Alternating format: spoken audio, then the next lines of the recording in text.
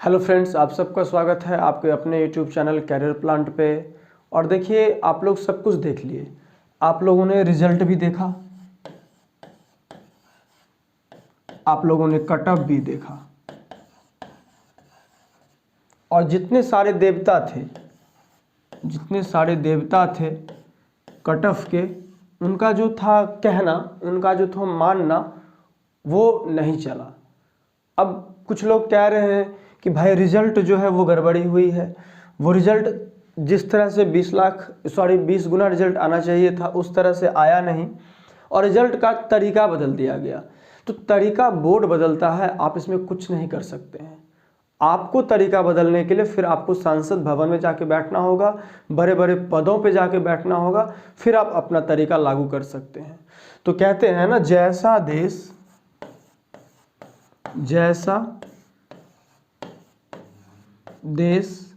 वैसा वेश, ये बात आप लोग जान लीजिए। तो जब हम कुछ नहीं कर सकते हैं, हमको उनके अकॉर्डिंग चलना है, क्योंकि आप सोचते रहेंगे दूसरे बच्चे जो हैं, दूसरे स्टूडेंट जो है वो तैयारी कर रहे होंगे इस चीज़ के लिए। तो इसीलिए मेरा मानना है, मैं आप लोगों से कह रहा हूँ कि आप लोग ये मत सोचिए कि क्या रिजल्ट आएगा क्या रिजल्ट नहीं आएगा। रीज़न क्या होता है कि हम लोग एग्ज़ाम तो बाद में देते हैं, लेकिन उससे पहले कट ऑफ देखते हैं। क्या देखते हैं? कट ऑफ देखते हैं, और कट ऑफ के अकॉर्डिंग हम तैयारी करने लगते हैं। कट ऑफ हमारा मकसद हो जाता है, जबकि नहीं, अगर किसी एग्जाम में मान लो कि 120 क्वेश्चन पूछा गया था एनटीपीसी सीबीटी 1 में, तो आपको टारगेट इस 120 को करना है, ना कि ये कट ऑफ को करना है। इसको टारगेट नहीं करना है। और मेरी बात समझ में, टारगेट इसको करना है, क्योंकि यही टारगेट आपका काम आने वाला है। यही टारगेट आपका काम आने वाला है। ये टारगेट आपका काम नहीं आ सकता था, वो आप लोगों ने देख लिया कि जहां कट ऑफ कह रहे थे सब कोई भाई 55 से 60 जिसकी आएगी उसका सिलेक्शन हो जाएगा। पैटर्न ही चेंज कर दिया गया, क्या देने का? रिजल्ट देने का। और इस पैटर्न को कौन बदलता है? हम आप नहीं चेंज कर सकते। हम आप सिर्फ यूट्यूब पे वीडियो बना सकते हैं और बोल सकते हैं। तरीका इनका अपना होगा, जैसा कि अहमदाबाद बोर्ड ने अपना नोटिफिकेशन क्लियर कर दिया है कि हमने तो भाई बच्चों से बोल रखा था। तो आपको इस कट ऑफ के अकॉर्डिंग चलना है, ठीक है। आई बात पहली चीज़ ये कि हमको 120 नंबर है, तो हमको पता है, आपको भी पता है और सब लोग जानता है कि 100% नंबर लाना मुश्किल है, एग्ज़ाम में नहीं आता है। लेकिन इस 100% के लिए अगर सोचेंगे तो 80 to 90% नंबर लाना मुश्किल नहीं है, इतना नंबर आ सकता है। और जब आपका इतना नंबर आएगा तो पैटर्न बदला जाए, कुछ बदला जाए, आप हमेशा चयन सूची में स्थान अपना बनाएंगे, मेरिट लिस्ट में आपका स्थान होगा। इसीलिए आप लोग इस 55-60 और YouTube के वीडियो के अकॉर्डिंग ना चले, उसके अकॉर्डिंग अपना तैयारी ना करें। आप लोग एग्जाम में होने वाले नंबर ऑफ क्वेश्चंस, नंबर के आधार पे अपना तैयारी करें। फिर आप कहेंगे कि आपका सिलेक्शन क्यों नहीं हुआ, तो ये बात जायज़ है, क्योंकि आपने तो पहले खुद को अंडर एस्टिमेट कर दिया कि भाई 55-60 है, हमको 65 के लिए पढ़ना है। कट ऑफ बढ़ गई, कारण तरीका बदल गया। अब आप बोलोगे भाई तरीका बदल गया इसलिए मेरा रिजल्ट नहीं हुआ, तो ये आपका सोचना है। ऐसा पढ़ने वाले बच्चे, तैयारी करने वाले बच्चे जिनका 96 आया है, जरा उनसे पूछिए। जिनका 90 आया है जरा उनसे पूछिए। जिनका 80+ आया है जरा उनसे पूछिए कि वो तैयारी कर रहे थे इस 55-60 को देख कर रहे थे या फिर ये 120 को देख करके कर रहे थे, आपको जवाब मिल जाएगा। तो इसी चीज़ को देखते हुए हमने लाया है एक क्लास, और वो क्लास का नाम है आपका बूंदा बूंदी क्लास। बूंदा बूंदी क्लास, राइट। ये क्लास है आपका बूंदा बूंदी क्लास, ठीक है। तो देखते हैं वो क्लास बूंदा बूंदी क्लास कैसा है, क्या हम इसमें आपको देने वाले हैं और क्या नहीं देने वाले हैं, ठीक है। आइए देखिए, इस बूंदा बूंदी क्लास में हम आपको बेसिकली ऐसे टॉनिक डोज देंगे जिससे आप बातों बातों में सीख भी जाएंगे और एग्जाम में वही डिटो आने वाला है। तो आपका ये बूंदा बूंदी क्लास मेनली आगे जो होगा वो ग्रुप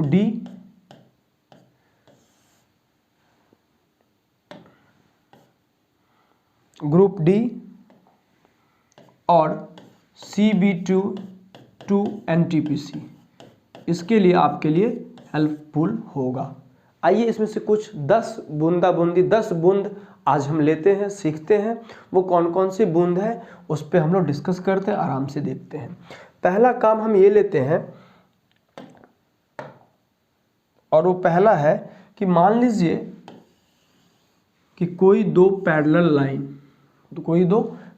लाइन और उसको एक तिर्यकछेदी रेखा ऐसे काट रही है। मान लीजिए वो है, इसका नाम रख लीजिए x, y, इसका नाम a और इसका नाम b। अगर यहाँ पे कोण का नाम रख दिया जाए,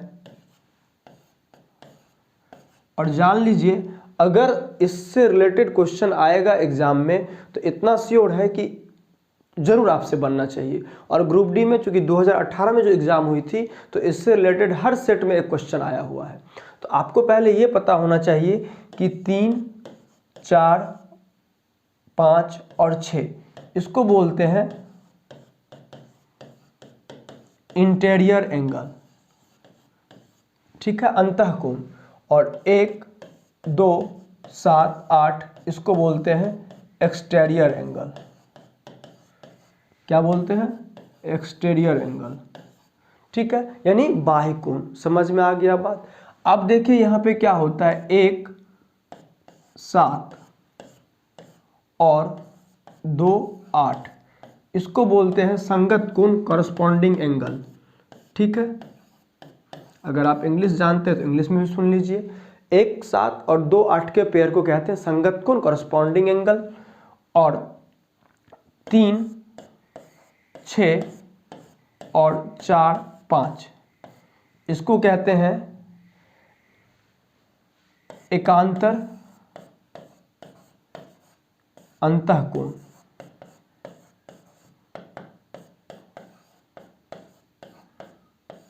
ठीक है। एकांतर अंतःकोण बोलते हैं 3, 6, 4, 5 को, ठीक।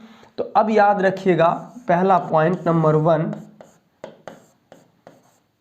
संगत कोण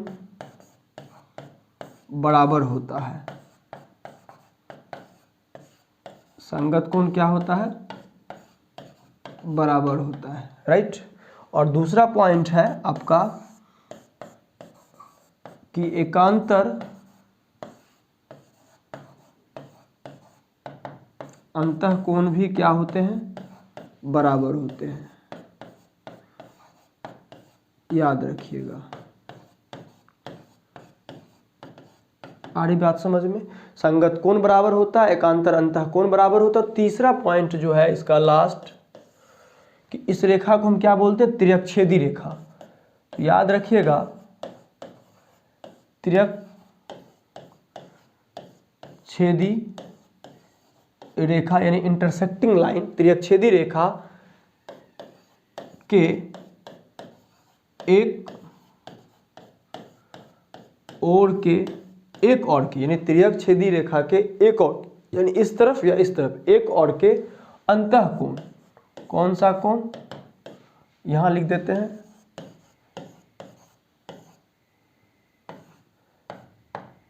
अंतःकोण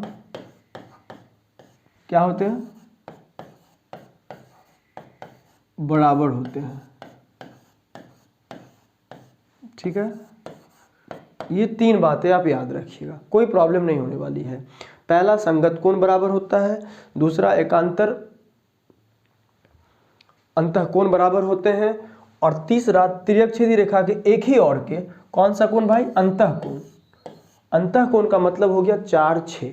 ये बराबर, सॉरी बराबर लिखे क्या? नहीं, सॉरी बराबर नहीं होता भाई, थोड़ा सा मिस्टेक, बराबर नहीं होता है। अंतःकोण का मान 180 डिग्री होता है, और इस आधार पे आपका 1 नंबर श्योर एडवांस मैथ में याद रखिएगा कि ये 1 और 7 संगत कोण है, हमेशा इसका मान बराबर होगा। 2 और 8 संगत कोण है, हमेशा इसका मान बराबर होगा। और ये 3, 4 और 6 इस दोनों को जोड़ करके 180 आना चाहिए। इसको दोनों को जोड़ करके इसका मान कितना आना चाहिए? 180 आना चाहिए। और लास्ट वन बताए थे हम आप लोगों को कि ये एंगल और ये एंगल दोनों आपस में क्या होते हैं, बराबर होते हैं। ये और इसके बराबर होगा, ऐसा नहीं है कि ये दोनों मिलके इस दोनों के बराबर हो जाएगा, ये इसके बराबर होगा और ये 4 5 के 3 6 के। ये था डोज 1, इसको हम लोग बोलेंगे डोज 1। ये डोज 1 था और यहाँ से एक क्वेश्चन पूछा जाना है।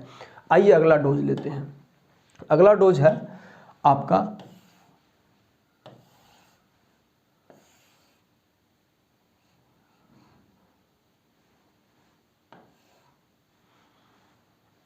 अगला डोज है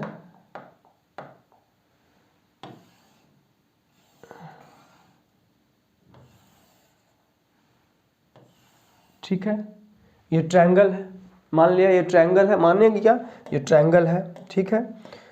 अब देखिए इसमें से किसी भी दो रेखा को बढ़ाते हैं उसी डायरेक्शन में, किसी भी, ऐसा नहीं है कि ये, किसी को भी, लेकिन हम मान लेते हैं इसको बढ़ा दिया और इसको बढ़ा दिया ठीक। ये दो बढ़ाए, नाम रख लीजिए इसका ए, इसका बी और इसका सी। ये डोज 1 है, याद रखिएगा। किसी भी दो रेखा को बढ़ाएंगे तो फिर जो दो रेखा बनेगा तो उससे एक त्रिभुज के बाहर एंगल बना, ये एंगल और ये एंगल, तो इसका समद्विभाजक, इसका समद्विभाजक, यानी ऐसे इधर बढ़ाएंगे इधर समद्विभाजक होगा, तो ये जो कटेगा तो यहाँ पे एक एंगल बनेगा, मान लेते हैं इसको थीटा। तो इस थीटा का मान कितना होगा, डोज 2, ये है डोज 2, कि इस थीटा का मान कितना होगा। याद रखिएगा कि किसी भी दो रेखा, ऐसे इसको ऐसे भी समझ लीजिए कि मान लीजिए ये ट्रायंगल है ठीक है, हम कह रहे हैं इसी को बढ़ा दिए, इस डायरेक्शन में बढ़ा दिए, तो इसका समद्विभाजक इधर जाएगा, इसका समद्विभाजक फिर यहाँ पे कटेगा, फिर ये एंगल बच गया। तो कहने का मतलब जो भी एंगल बनेगा बाहर त्रिभुज के बाहर, उसके सामने वाला कोण, मतलब जिस दो रेखा को बढ़ाए उसके सामने वाला कोण, यानी ये इस पर डिपेंड करेगा, इसका वैल्यू कितना होगा। इसका वैल्यू होता है 90 माइनस कोण a/2, 90 माइनस कोण a/2, यानी मान लीजिए अगर मैं इसका वैल्यू रख दिया 40 डिग्री, तो आपसे पूछा इसका मान कितना होगा, तो ये थीटा बराबर आप लिखेंगे, पहले 90 कर लेंगे और कोण a यानी ये वाला सामने वाले कोण का आधा यानी 20 डिग्री कर देंगे, तो इसका मान आप कह सकते हैं कि 70 डिग्री होगा। आई बात समझ में। ये था डोज 2। आइए चलते हैं डोज 3 की तरफ। डोज 3 ठीक है, डोज 3 ये हो गया, मान लीजिए ये ट्रायंगल है ठीक है,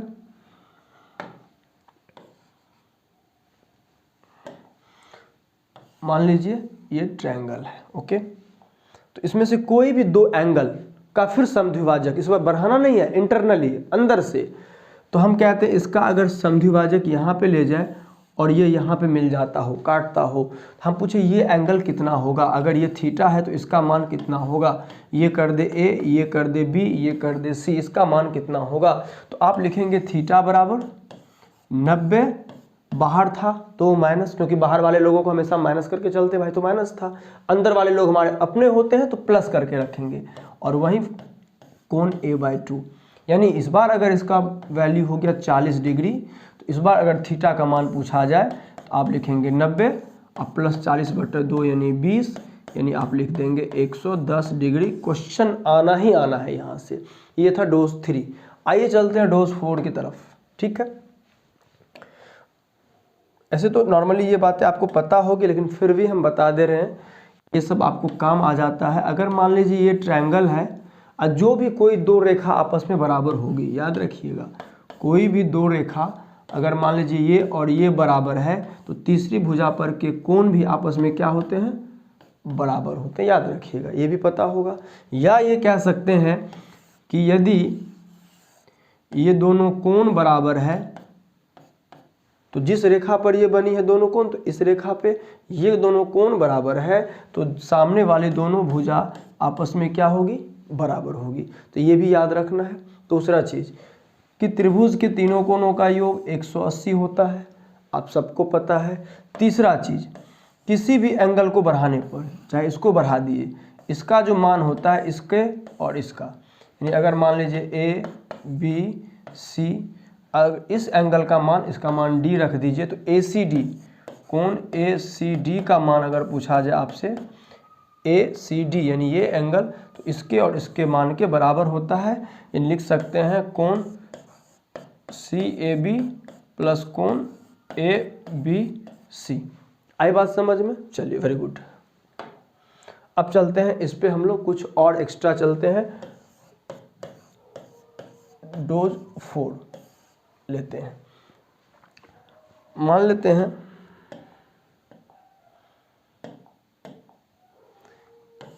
कि ये एक ट्रायंगल है, राइट, ये एक क्या है, ट्रायंगल है, ठीक है।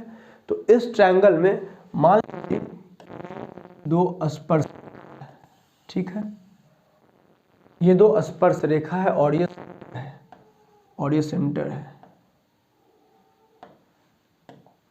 और ये सेंटर है, और ये सेंटर है।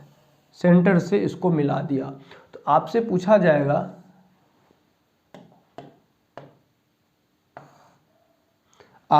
जाएगा, कि भाई बताइए कि इस एंगल का मान थीटा है तो इस एंगल का मान कितना होगा, यानी इसका मान कितना होगा। तो आप एक चीज़ याद रखिएगा, यहाँ जाने से पहले एक चीज़ समझ जाइए, किसी भी ट्रायंगल में यदि स्पर्श रेखा खींचा गया हो तो एक स्पर्श बिंदु होगा, क्योंकि एक स्पर्श बिंदु से एक स्पर्श रेखा खींची जा सकती है, और स्पर्श बिंदु से सेंटर को मिलाने वाली रेखा स्पर्श बिंदु पे लंब होती है, यानी 90 डिग्री का एंगल बनाती है। आई बात समझ में कि किसी वृत्त में, वृत्त पर एक बिंदु पर यदि स्पर्श रेखा खींची जाए तो वृत्त के स्पर्श बिंदु, स्पर्श रेखा खींचा गया तो स्पर्श बिंदु हो गया। स्पर्श बिंदु और केंद्र को मिलाने वाली जो रेखा होती है वो स्पर्श बिंदु पे लंब होती है, 90 डिग्री होती है। तो आप बताइए, आपका सेंटर है और ये स्पर्श बिंदु है, ये सेंटर है, सॉरी ये सेंटर है, ये स्पर्श बिंदु है, तो यहाँ कितना बनेगा 90, यहाँ कितना बनेगा 90। तो दोनों आप और देखिए, ये चतुर्भुज भी हुआ, एक भुजा, दो भुजा, तीन भुजा, चार भुजा। तो चार भुजाओं से घिरी आकृति को चतुर्भुज कहते हैं, और चारों भुजाओं का योग कितना होता है, तो आप कहेंगे 360। तो एक बात बताइए कि अगर ये 90 ले लिया, ये 90 ले लिया, यानी 180 ये दोनों कवर कर लिया, तो इस दोनों के लिए कितना बचा, तो 180 बचा। तो यानी कहने का मान, अगर थीटा का मान पूछा जाए तो 180 में से इसको माइनस कर दें। अगर इसका नाम x रख दीजिए तो x माइनस कर दें। यदि x का मान पूछा जाएगा तो 180 माइनस थीटा कर देंगे। आई बात समझ में? अगर दोनों में रिलेशन पूछा जाएगा, कुछ भी पूछा जा सकता, आप ये मत बोलिएगा कि ऐसे कैसे पूछ दिया, तो बोल देंगे x प्लस थीटा बराबर 180। ये था डोज 4, बहुत ही आराम से। आई बात समझ में? चलिए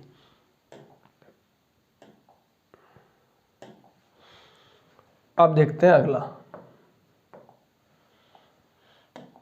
चलिए ये समझ में आ गया। अब देखिए, फिर एक ट्रायंगल लेते हैं, एक ट्रायंगल लेते हैं, ठीक। एक स्पर्श रेखा लिया, यहाँ भी एक स्पर्श रेखा लिया, ठीक है, इसको मिला दिया, राइट, और ये सेंटर है आपका, और ये वाली एंगल आपसे पूछा जा रहा है। ध्यान दीजिएगा, इसका नाम रख दिया A, ये रख दिया B, ये रख दिया C, इसका नाम रख दिया थीटा। क्या रख दिया? थीटा। तो आपसे अगर पूछा जाए x का मान क्या होगा, ये वाले एंगल का मान क्या होगा, याद रखिएगा क्या होगा, तो इसमें एक रिलेशन होता है। रिलेशन क्या होता है? ये एंगल जो होता है इस वाले एंगल का आधा होता है, या कह सकते हैं ये वाला एंगल का ये थीटा क्या होता है, दोगुना। मान लो अगर आपका x का मान दे दिया 50, तो इसमें आप पुट कर दो x का मान 50, तो थीटा बराबर 50 दूनी 100। अगर वो दे दिया 100 तो x का मान थीटा बटे 2 यानी 100 बटे 2 50। ये था डोज। ये भी इस डोज को नंबर आप देते जाएंगे अपने हिसाब से और कर लेंगे। इस सबसे एग्जाम में क्वेश्चन आ रहे हैं, इसलिए मैं आपसे डिस्कस कर रहा हूँ। आई बात समझ में? तो ये भी आता है। अगला देखिए,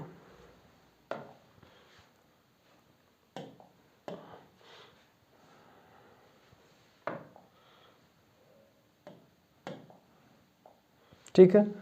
अब देखिए, एक सर्कल लेते हैं। मान लीजिए कि ये एक स्पर्श रेखा है, ठीक, ये स्पर्श रेखा है, ये एक सेंटर से आपने इस पे डाल दिया। तो आपको पता है ना कि ये कितना होता है, ये 90 होता है। ये कितना होता है, ये ऑब्जेक्टिव आया हुआ है, ये 90 होता है। तो इस पे से वृत्त के बाहर कोई एक बिंदु लेंगे रेखा XY पर, रेखा XY पर, ठीक है। आप मान लो इसका नाम रख दिया O, इसका नाम A, इसका नाम B, इसका नाम C। तो आपसे पूछा जाएगा कि बताइए इसकी लंबाई कितनी होगी। अगर इस वृत्त के बिंदु से और यहाँ A की लंबाई कितनी होगी, तो आप कैसे निकालेंगे, क्या करेंगे। आपको कुछ ना कुछ दिया हुआ रहेगा, कुछ ना कुछ। मान लो आपको ये दिया गया 4 सेंटीमीटर और ये दे दिया गया पूरा, आपको दे दिया गया यहाँ पे 6 सेंटीमीटर। ध्यान से रखिएगा, ये आपको दे दिया गया 6 सेंटीमीटर। तो फिर आप कैसे करोगे, तो एक चीज़ याद रखो, और एक कारण भी रहेगा यहाँ पे। ये पूरा 6 सेंटीमीटर दे दिया गया, तो आपसे पूछा जाएगा कि रेखा OA की लंबाई कितनी होगी, रेखा OA की लंबाई कितनी होगी। देखो इसको मानेंगे 3 और इसको मानेंगे 3। क्यों मानेंगे हम बताएंगे। इसको मानेंगे 3, इसको मानेंगे 3, ये 3 4, इसका ट्रिपलेट हो जाएगा 5। अब आपसे पूछा जाएगा कि भाई इसका मान कितना होगा, तो ये क्या है त्रिज्या, ये भी क्या है त्रिज्या यहीं तक, ये भी क्या है यहाँ तक त्रिज्या, इसका मान हो जाएगा 1। क्या हो जाएगा 1, क्योंकि ये 4 घट जाएगा तो ये 1 बचेगा। इस तरह से क्वेश्चन 2018 में आपका पूछा गया है। और एक देखिए, एक और देखिए, मान लीजिए कि 2 वृत्त हैं, एक वृत्त ये हुआ और एक वृत्त ये हुआ। दोनों का सेंटर जो है वो एक है, दोनों का सेंटर एक ही है। तो बड़े वाले वृत्त की जो जीवा है, ये जो बड़े वाले वृत्त की जो जीवा है वो छोटे वाले वृत्त को स्पर्श करती है, स्पर्श बिंदु पे, ठीक है। ये हम कह रहे हैं कि बड़े वाले वृत्त की जो जीवा है वो छोटे वाले वृत्त को स्पर्श बिंदु पे क्या करती है, स्पर्श करती है। और यहाँ पे हमने एक लंब डाल रखा है, ठीक है, स्पर्श बिंदु पे। इस पूरे की लंबाई यानी जीवा की लंबाई हम दे रखे हैं 8 सेंटीमीटर, 8 सेंटीमीटर। तो आपसे पूछा जाएगा कि भाई ये बताइए हमको कि ये दूरी क्या होगी, ये तो बोले थे ये दूरी क्या होगी, या जीवा आधा जो है इसकी आधा लंबाई क्या होगी, यानी इसका नाम देगा ABCO। आपसे पूछ देगा AC की लंबाई क्या होगी, आपसे पूछ देगा BC की लंबाई क्या होगी। तो याद रखिएगा आपकी किसी भी जीवा पे वृत्त के केंद्र से खींचा गया लंब डाला गया लंब जीवा को 2 भागों में बांटती है। यानी अगर एक भी वृत्त दे दिया जाए, मान लीजिए एक भी वृत्त दे दिया जाए और यहाँ पे एक जीवा खींच दिया जाए और सेंटर से बोले कि ये लंब है, इस पे क्या है लंब है, तो अगर आपको रेशियो पूछा जाएगा तो आप बोलिएगा 1:1। इस तरह से सवाल आ रहे हैं, याद रखिएगा।